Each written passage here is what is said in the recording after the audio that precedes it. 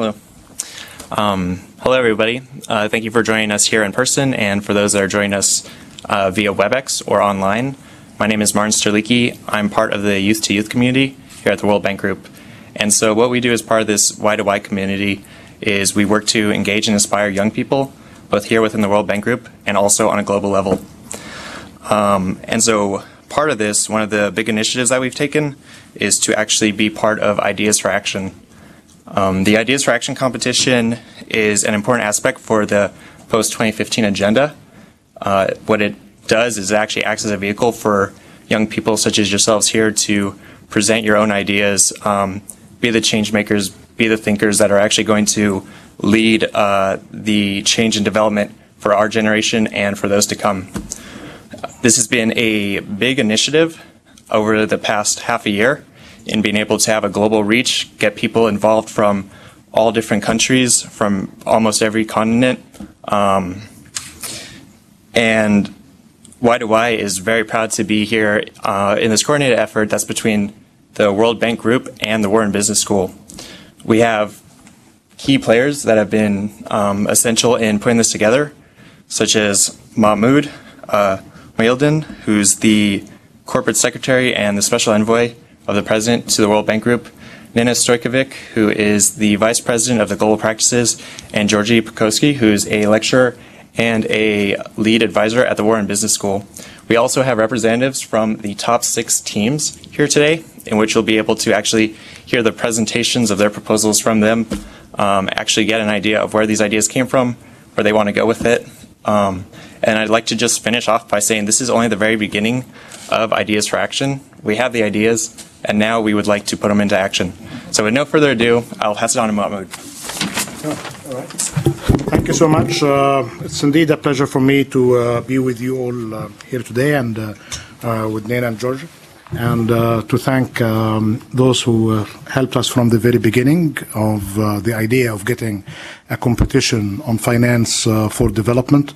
It's almost more than a year since we started to discuss this together, and it was for the very reason mentioned earlier, that we required those who are going to be impacted, affected, or going to be changing the world through their actions to be part of the decision-making process. Without exaggeration, the world is in need for new ideas because it has new challenges.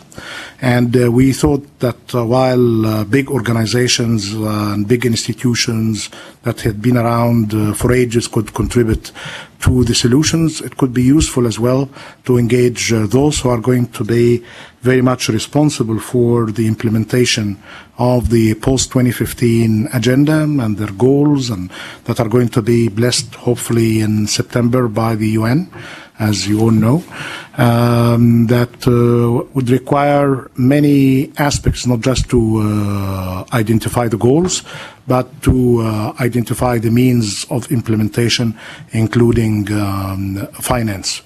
As you know, our institution, the World Bank Group, had been very much active with the MDGs implementation, had been very much active in supporting the process led by the UN in formulating the priorities for the future on the SDGs.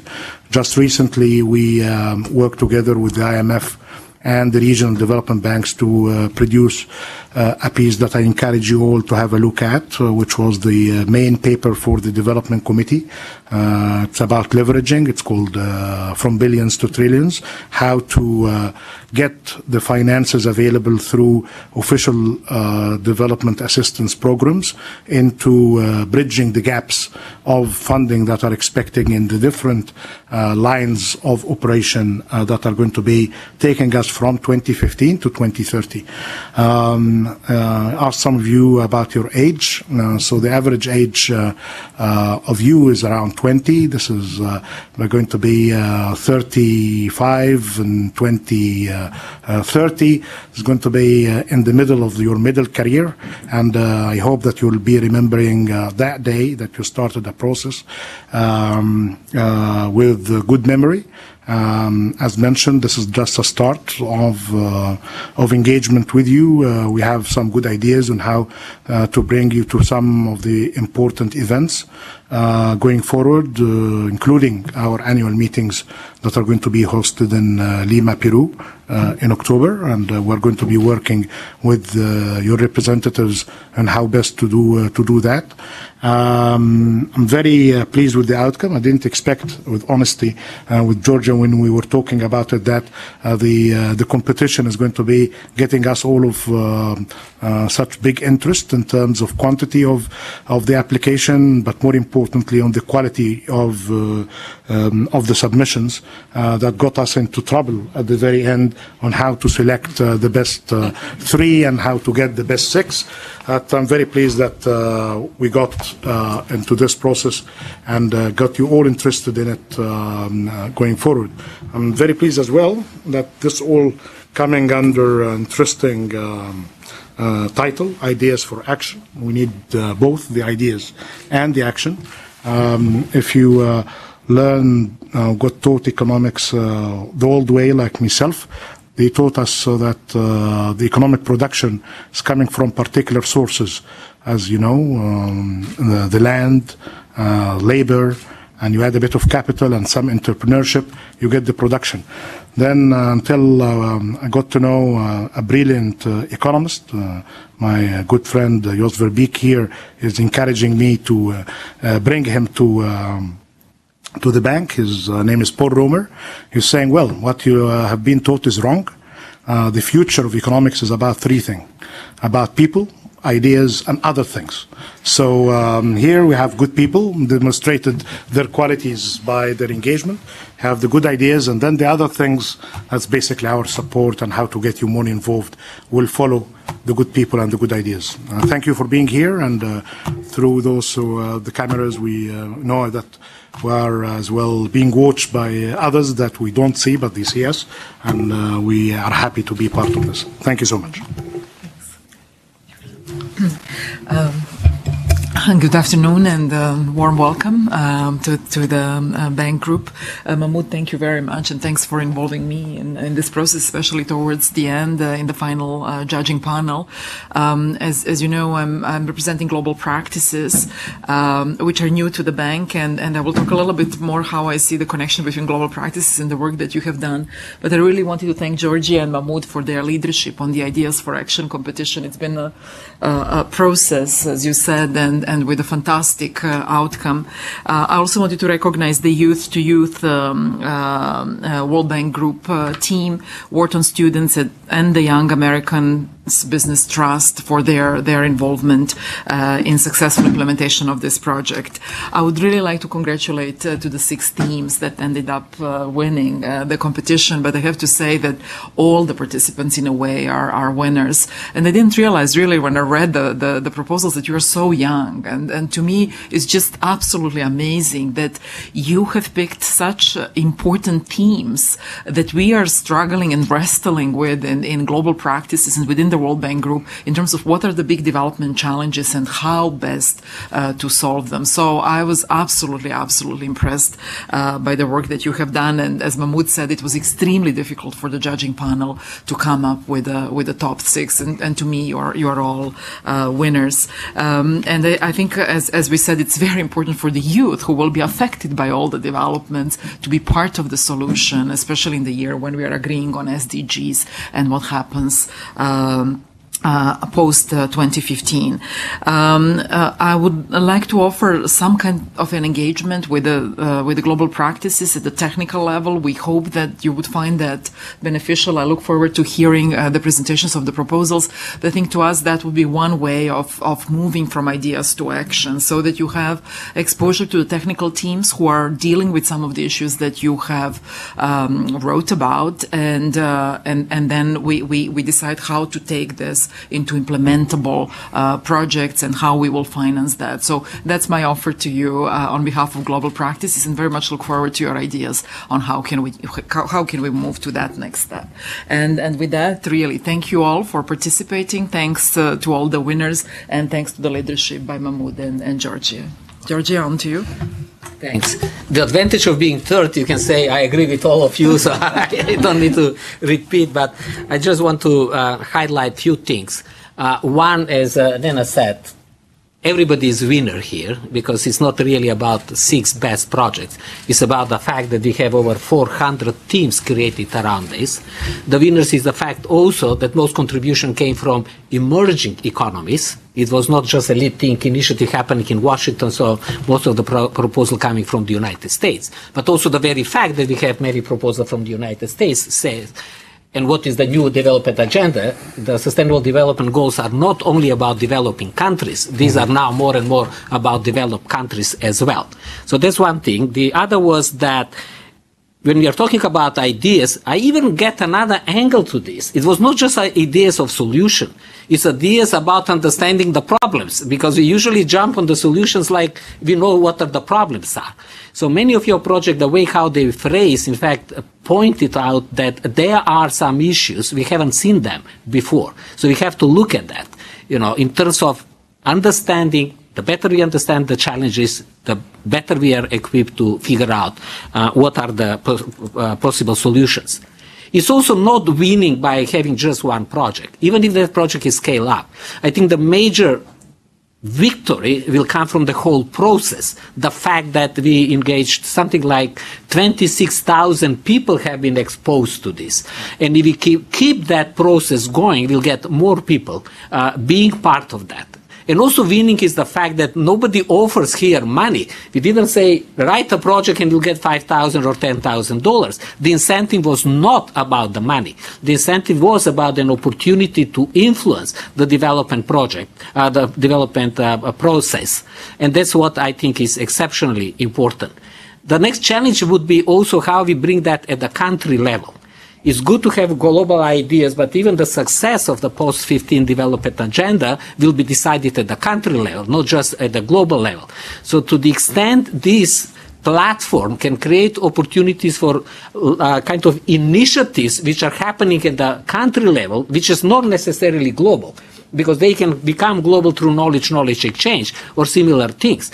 But we have to support these things. And I'm glad that Wharton even organized internal competition of case studies. Now, I heard that our office in Mozambique is thinking of utilizing this or engaging young people from Mozambique to be part of the conversation of how Mozambique is going to position in this post-2015 development agenda. And if Mohedin and myself and his team, definitely, and few people from Wharton really put a lot of effort, most of you play critical role in making happen. It was not an exercise of 10 people. I mean, it was kind of massive engagement in the process itself. And that's what I think gives us a lot of confidence that there are so many opportunities out there that we need just to create an opportunity and you take over the process and the whole implementation. I think that's kind of my general comments. I just, again, want to congratulate all 400 plus teams for being part of that, not to discourage them that the fact that they didn't make it in the last 6 is a tragedy. I would say even at the contrary, because the winners will not be just the 6 projects. At the end of the day, some of these projects will be made in public domain, so if other institutions are interested to support this, here we are to help on that. Maybe even implementation at the country level can be something relevant. And last thing, because coming now from Wharton, I think, and we discussed during the large conversation, we need to bring additional substance in this kind of conversation. And that substance will also come from schools which cover these topics as a part of their regular curriculum. And you are an example of that, how important these issues are for you. So if we can also figure out in a more systematic way to make sure that these issues are becoming integral part of the curriculum, business schools, schools of public administration, I think we have even a bigger chance to have much bigger impact. Thank you very much.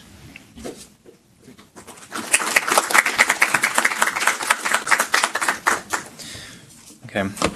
Thank you all for that. We'll actually move on to hearing from the teams themselves.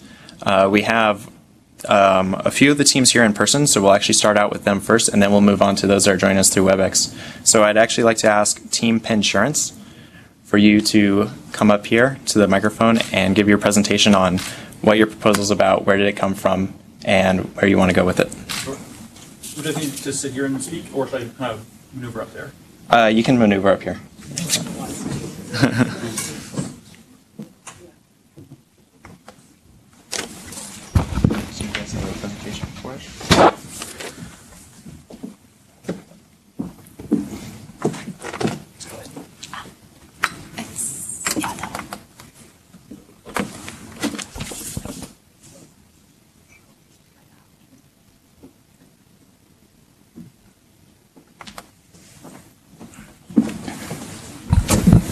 Hello, everyone, and thank you guys for having us. My name is Matt. We're here with Keshav, James, and Ezgi. And unfortunately, our final member of our team, Arjun, couldn't be here today. And so we're a team of Penn seniors. We're a mixture of business, economics, and engineering. And so our project is working on how can we leverage remittances to kind of bring microinsurance products to migrant workers. And so the problem that we're really trying to solve here is how can we reduce risk for the migrant workers and their families. We understand that they kind of have some unique risk profiles in terms of the workers themselves are in a foreign country where they're not really familiar with, they're the people that they trust aren't nearby, and they're also working in hazardous occupations. And on the family side, they're missing a breadwinner in their family, a critical member, and also are now really relying on the single remittance transaction.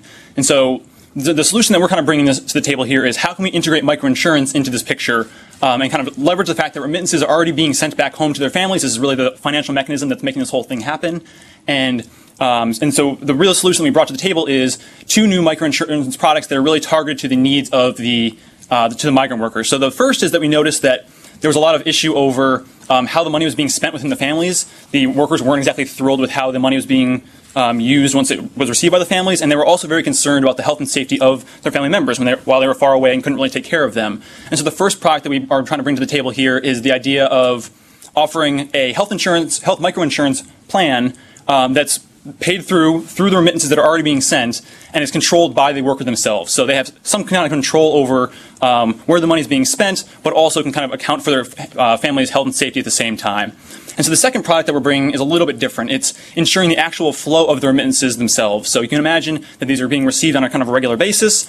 And so if that gets disrupted, then the family's financial situation isn't as stable as it could have been. And so the idea is that the insurance product would kick in during these disruption periods if the worker's hurt abroad or whatever might happen. And so in these temporary gaps, kind of fill in for where the income was coming from previously and kind of smooth things out that way. And so what we really think the innovation in our project comes from is the idea of, one, bringing this kind of force in the world of remittances. Probably should have said that a little earlier. But looking at this really quickly, we're seeing that remittances are kind of still on the upswing, even in downtimes economically. And so this is really a really key financial lever here. And so mixing that with these microinsurance policies that are being offered and are very much targeted to specific needs, whether it be agriculture or weather-based and involving crops, but really bringing that to a migrant worker population who has a different risk profile than everyone else and really could benefit from different specific key attributes of the product itself. So we just want to thank everyone for coming out today and for the World Bank for hosting us this afternoon. And if you have any questions or want further information, please come find us after all the presentations are done. Thank you.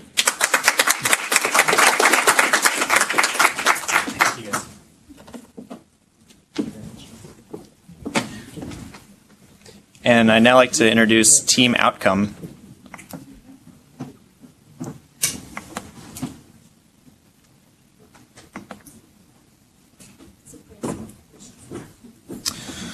It's a presentation. All right, thank you. Good afternoon.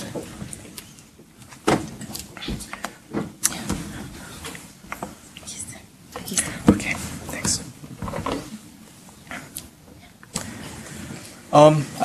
I'd like you guys to meet Juancito. Juancito is from a small town in rural Peru. He wakes up every day at 5 o'clock in the morning, and he walks 2 hours to the closest school with his younger sister. One day on his way to school, Juancito falls and he twists his ankle. He arrives at school, and his teacher is waiting for him, bandages him up, and sends him on his way. The next day, Juancito's mother walks him 3 hours to the nearest health post so that he may get treatment. Juancito lives here, in a community in which a mining company extracts metals for export. The local government receives a portion of mining royalties and is able to use that money for implementation in local development projects. This is what the local government spends their money on: a brand new stadium for the soccer team, and a 6th-floor town hall to replace the 1-floor town hall seen here, in which 20 local officials do their day-to-day chores. So, here's the question. How can mini royalties go towards satisfying the basic needs of Juancito and others like him before being spent on less important projects like the new town hall or the soccer stadium? So, this is the idea of team outcome. Here, Rolando Barreto, and I'm from the Ministry of Education. In Peru? In Peru, sorry. My name is Alexander Spivak. I just finished my first year doing a master's in development. My name is Eugenia Robles. I'm a project coordinator in an NGO in La Paz, Bolivia. And that is our friend Diana Chaman. She's not here. She's a project manager for Rural Agro-Industry Network in Peru, Ancash. Ancash. So the solution the title of our project is the empowerment of communities in control of mining royalties. And we came up with a solution that implies 4 stages. So the first one would be qualitative indicators to prioritize projects. So we want to have each population, each mining population, have an indicator so we can see which are their needs, their basic needs, and how we can actually make projects for them. The second would be external agent, which is a person that not only informs people about this process, but also empowers them so they can actively participate in everything. The third one would be a project incubator, which is the repository of ideas of the people, the mining company, and the state on how to develop more projects in the future and make them sustainable once they run out of ideas or they don't know what to do. And the fourth one would be control and accountability, which is making the people monitor and control everything that's going on and participate actively in where the mining royalties are going in the budget. So we would like for Juancito to have a health postcard, to have an education, and to not pass through what he passed through in the past. Gracias. Gracias.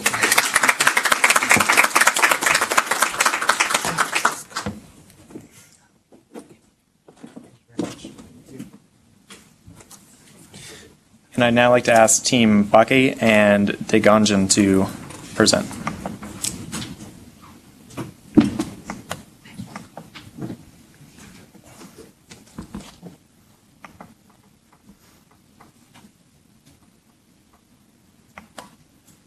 If I could figure out how to get out of this. Escape, maybe?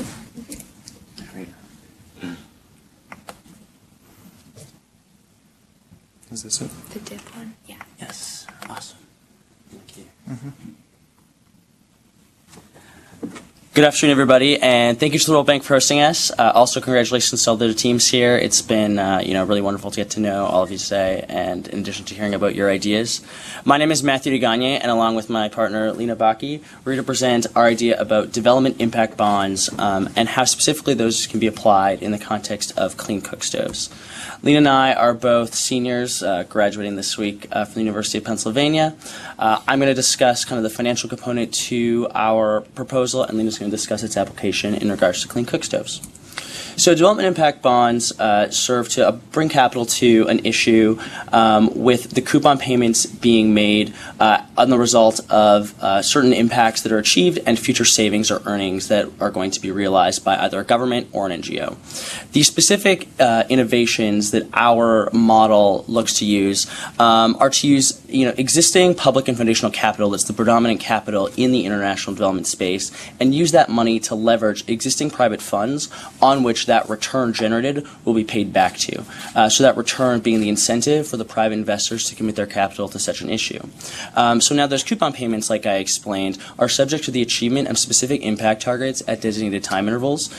In our model, we look at short, medium, and long term and how different achievements of whether it be health or economic benefits can realize future savings or potential earnings for a country or an NGO, and having those funds being paid back to investors. Great. So our model, while it can be applied to a variety of development issues, we decided we wanted to ground our specific financial innovation on a concrete issue, and we chose clean cook stoves. And that was one, because of the scale of the problem, and two, because of the financial innovation still really necessary to kind of scale a solution. So the transition to clean cook stoves is actually relevant to a variety of development goals, as transition from open fires to clean cook stoves can result in lower rates of respiratory disease, economic empowerment, fewer carbon emissions, as well as gender empowerment. And these long-term benefits can be tied to financial returns that can enable governments to establish DIB contracts with providers to kind of scale clean cook stove production and adoption. So our first innovation is that our model seeks to empower pre-existing organizations such as social enterprises, NGOs, or other service providers by providing them upfront funding and resources to scale their innovation.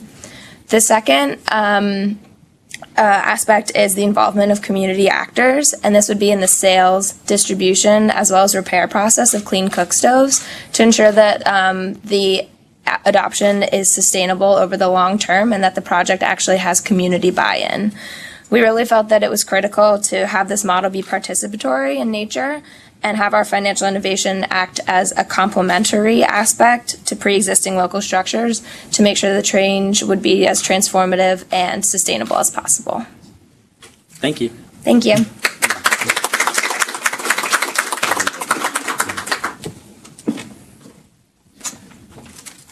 And now I'd like to ask for Team Impact PH.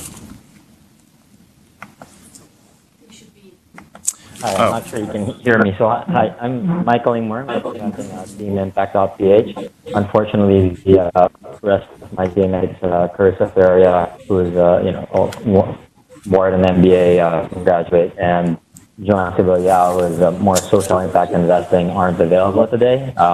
It is about 3 a.m. where we are, so it's a little bit different in terms of time zone. So hopefully you can hear me quite clearly.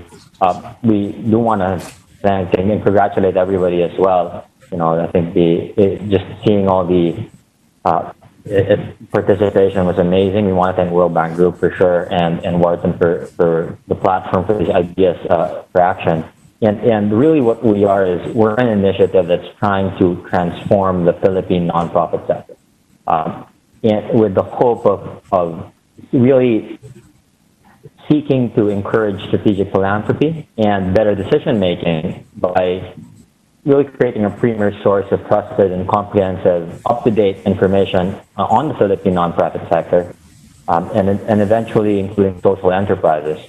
And while in many, for those in developed countries like the U.S., it sounds something that's something that should already be in place. What's surprising in a country like the Philippines, is we have a situation where there are over 100,000 to 250,000 nonprofits in the Philippines, and yet there's very little information. There's a lack of trust, transparency, and accountability. That you have many of them are inefficient, ineffective, fictitious, and operate as conduits for corruption. And so a lot of the data, if you try to do a search online, in fact, when we first started out our process, we were trying to figure out who operated in the Philippines. We ended up with a list of no more than 500 at best, with absolutely no data on them. And we were quite surprised to find that there were about 250,000 of which we've never heard of. And so that was really the impetus for the whole problem we were trying to solve. And we were trying to determine how do we funnel funding to those are the best performing nonprofit organizations and the best solutions. So what we are now proposing is really a combination, for those who are familiar with it, of a really GuideStar Charity Navigator global giving into a single solution that also monitors impact and tracks key social sector objectives. It's really got three parts to it. One is to increase the stakeholders' access to information on really what the registered nonprofits in the Philippines and social sector objectives that they can trust and need to make better decisions.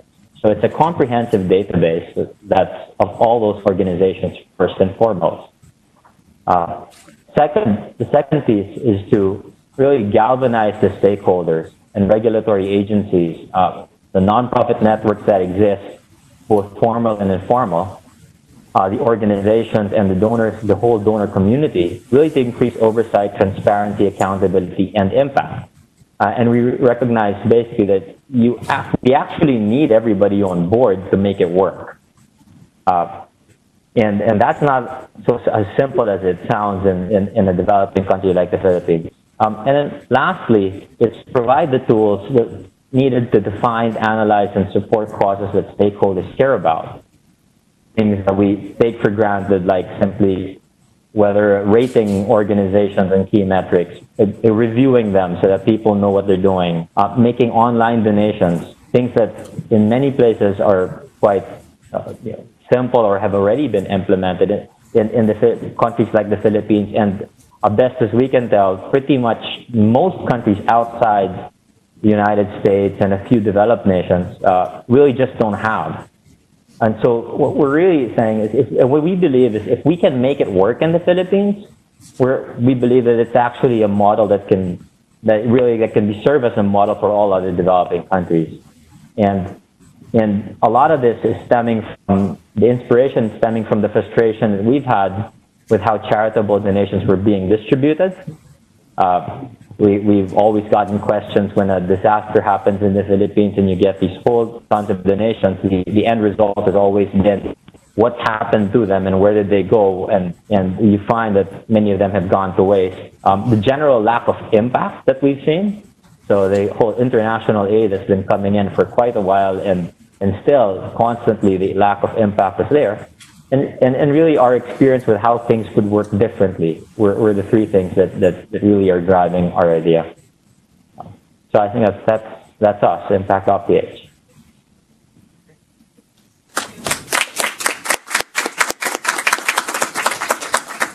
Okay, thank you. We actually have another group that's online, and that's Team Oxygen. So I'll ask them to present. And what we're going to do with this is I'm actually going to control the presentation from here. I'm going to control the presentation from here, so Team Oxygen just needs to say next slide, and I am going to change the slides.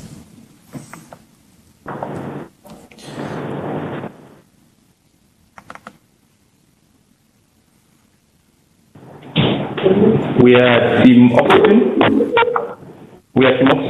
And we are a group of young professionals who analyze development issues and profile solutions together. We work for Oxfam. Oxfam works with others across the world to fight poverty and injustice. We are five. We're a group of five, 3 female and 2 male. Names and our positions within Oxfam are listed there. Next slide. Okay, that's the picture. That's the picture of the group. The next slide. Okay. Yeah, that's a picture of the group, showing group members. Nigeria is a country that imports, I think, over $1 billion USD worth of rice on an annual basis, and the rice value chain in Nigeria is fraught with a lot of problems. Next slide, please. It's fraught with a lot of problems. Some of those challenges include inadequate institutional frameworks and agricultural policies, limited access to financing, the lack of adequate storage facilities. Then there are also social issues around the land tenure system, which makes it particularly difficult for women to acquire land for cultivation, hence hindering their full productive and income generating potential. Our solution employs the use of an automated warehouse receipt system for improving access to customized financing for smallholder farmers in the rice value chain in Nigeria. It also demonstrates this via a public-private partnership model, which aims to bring together public sector resources and private sector capabilities to help small-scale farmers and SMEs in agriculture to access finance using movable assets such as inventory as collateral. Next slide, please. So basically, our solution is built on 4 pillars. You have the automated warehouse receipt system, which I had mentioned earlier. The automated warehouse receipt system is targeted at marginalized populations such as smallholder farmers and rural SMEs to be able to who otherwise will not have it easy accessing finance. They can actually use inventory or their produce as collateral to be able to access financing. Then there's also the IT component, which we hope will bring efficiency into the system. There's also gender mainstreaming to allow equal participation of men and women through the gender action learning system. It's a methodology being used across the world, has been piloted in several countries across Africa and implemented also in Latin America and some other countries. Then there's also the PPP model, which is the public-private partnership model, which I mentioned earlier. Next slide, please. Okay, how did we come up with the idea? We came up with the idea basically from Oxfam's GROW campaign. GROW stands for Growing a Better Future. Oxfam has used this campaign to advocate for small-scale farmers to use sustainable techniques to grow food for an ever-increasing population without, pushing our climate further out of control. There have also been experiences expressed by our partners who we work with across the world, especially in Nigeria, about the lack of access and difficulty getting financing for their activities, especially smallholder farmers, like I mentioned, as well as rural SMEs. So it stems from the GROW campaign as well as the experiences expressed by our partners who we work with on the ground. We hope this can be implemented in Nigeria because it will go a long way into solving a lot of these problems. Just like I mentioned earlier, Nigeria is one of the largest importers of rice, doing over $2 billion USD per annum. We hope this gets the necessary attention, even locally, from the government and other actors to bring that reality of farmers being able to access finance into reality. Thank you for listening.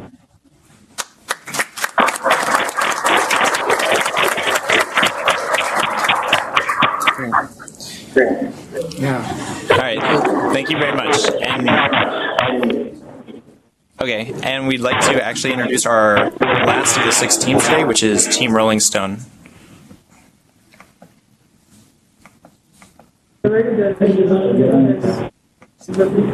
Yes. Oh no, you could speak up.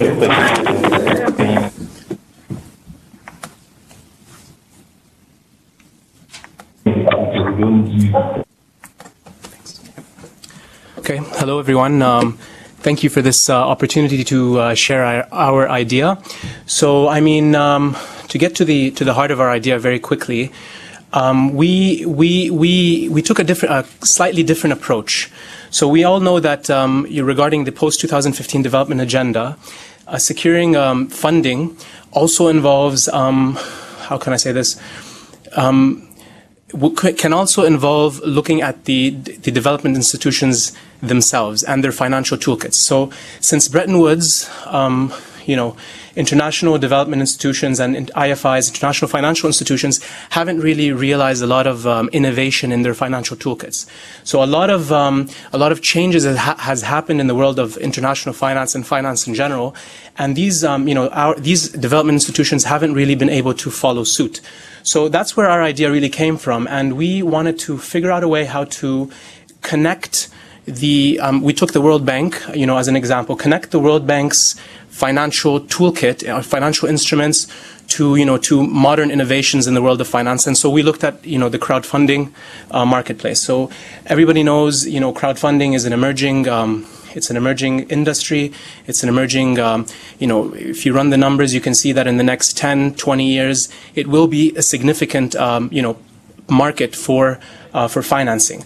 So what we wanted to do is, with the least cost possible and with the least, institutional, if you want, abrasion possible, we wanted to introduce a very simple way that can allow the World Bank, and hopefully we can send a signal also to other development institutions, to take advantage of such markets. So we looked at the toolkit, which exists. The bank has many financial instruments. Part of these instruments, we were able to narrow it down to two instruments, which are EFOs. For those of you that don't know, that's an externally financed output, which is a financial instrument, and another instrument are trust funds. And then we looked at the legal language involved in these instruments, and we found that with very minor adjustments in the legal language, these instruments can actually be used for any task team leader, any individual in the World Bank to go out there, run a crowdfunding campaign in support of his or her project, whether it's going to be for a supervision budget, whether it's going to be for for a lending project, and we mean this to be a source of complementary funding, not necessarily a source of the main source for the development project. Now, the idea is that when we ran the numbers, we also saw that crowdfunding today, the numbers don't really legitimize a very large involvement of the bank or other financial institutions. But we in the proposal, if you look at it, we gave 11 reasons why we think it's very important today to move in this direction. Some of the reasons are the fact that we believe this democratizes international development more. So in a way, it sort of goes around donors, it goes around governments, it goes around the private sector, and it links the recipient of a development service directly to the donor of that service, which are the citizens of countries. So that, we feel, is a very powerful idea.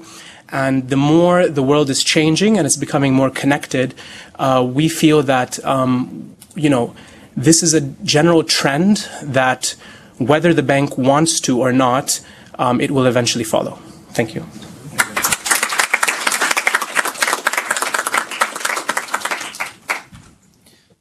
Now that we've heard from all 6 of our top teams, I'd actually like to open the floor for questions, which you can present to those here on our panel or to the teams in general.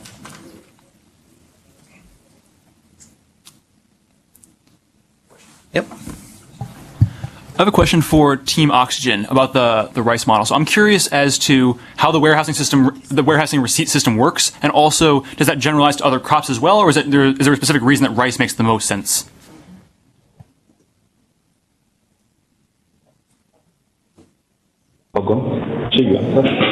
So Team Oxygen. Okay. Yes. Hello. The way the warehouse. So the question was, when it comes down to it, is it rice that makes the most sense, or did you take other options into account?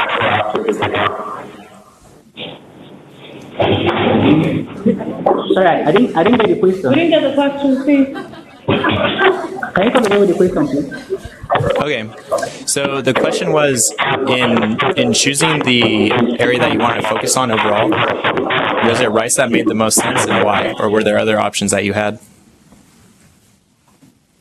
So warehousing receipt system is important that we use a staple food. And rice is one of the staple foods in Nigeria. Just like my colleague said, rice is one of the highly imported foods that we have in Nigeria. Currently in Nigeria, the Federal Ministry of Agri is driving on rice. The plan for 2015 is that Nigeria is supposed to be self-sustainable in terms of rice production. So that's why we decided to go on this, because we want to see how we can support the existing government infrastructure. There's a lot going on in Nigeria. But the challenge with this is that the small-scale farmers are not being able to access funding. There's a lot of initiative already in the country. We have what we call the YEAP, which is actually for youth in agriculture. We also have the GES, which is called the Growth Enhancement Scheme. All these are all channeled towards improving the agricultural system. Nigeria is also an oil-producing country, and with the recent issues around oil prices, the government is actually trying to look at something which is more sustainable. So for us, agriculture is important for us to be able to drive sustainability, and rice is also critical with our national policy. So that was why we chose rice for this proposal. Then in terms of the warehousing receipt system, to answer that quickly, the way the warehousing receipt system works is because the small-scale farmers don't have access to capital or to tangible assets that they can use to access the initiatives that are currently running.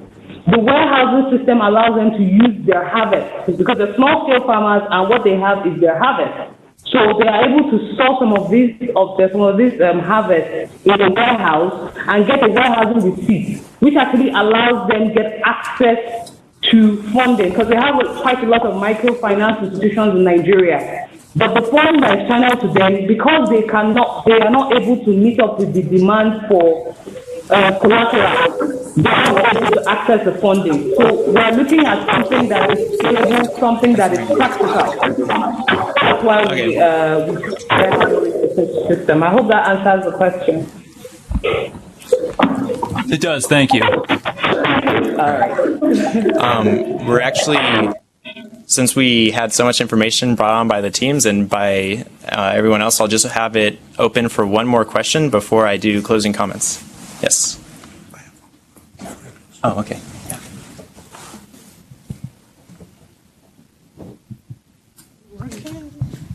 This one is working. I think it's working. Okay, thank you. My name is Brenda Anugwam. I work with the IFC. I want to say congratulations to everyone. My question goes to the first team. Yeah, that's your team. Yeah, the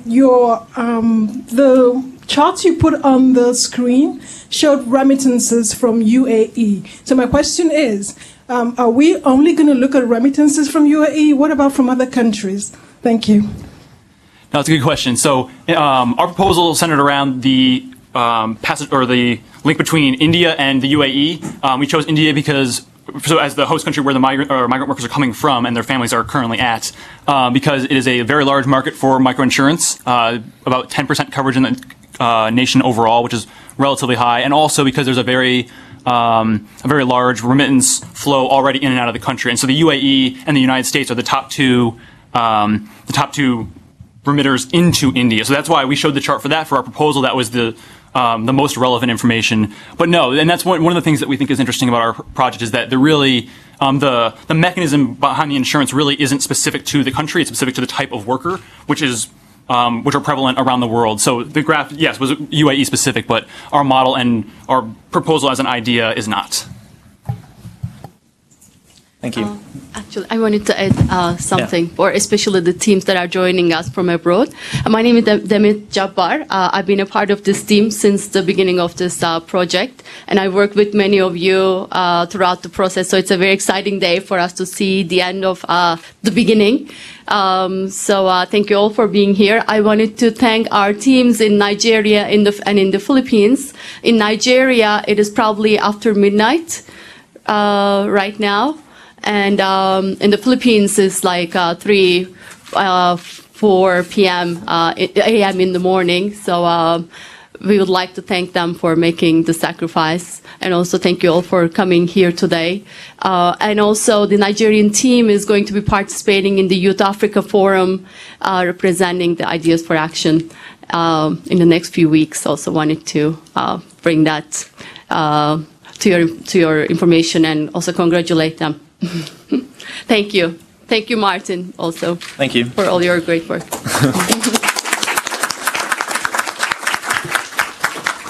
Well, thank you all. And just to add to the thanks, two ideas, given the very impressive presentation that were reflected in your proposals, and as we promised, that this is not going just to be a kind of a one-off issue and all will be gone. So we are after some good sustainability, which is the main theme of all of the goals. When you talk about the sustainability of the goals, we need this kind of group to be with us along with the others. So there are a few events. One of them is just mentioned. I'm happy that our team in the bank is coordinating the facilitation for the participation.